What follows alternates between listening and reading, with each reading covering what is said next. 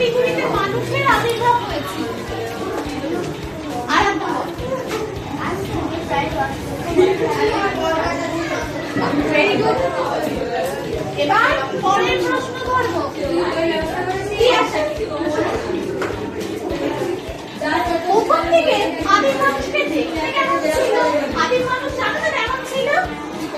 কেমন দেখতে ছিল তাকে? সেই চেহারাটা কথা না। আদিম মানুষ প্রথমে বনে জঙ্গলে একা একা ঘুরে বেড়াতো। তাদের কোনো পোশাক ছিল না। শীতে গরমে বসে গাছের কোটরে থাকতো বা খোলা আকাশের নিচেও থাকতো। ফলমূল এবং পশু পাখির কাঁচা মাংস খেত। গায়ে বড় বড় লোম ছিল, হাত ছিল হাঁটুর নিচে ঝুলতো,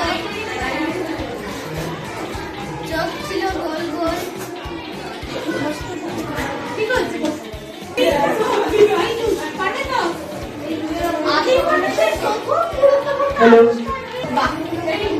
কেন আগুন আবিষ্কার করে মানুষ কি করেছিল? পশুর মাংস পুড়িয়ে খেতে শুরু করেছিল।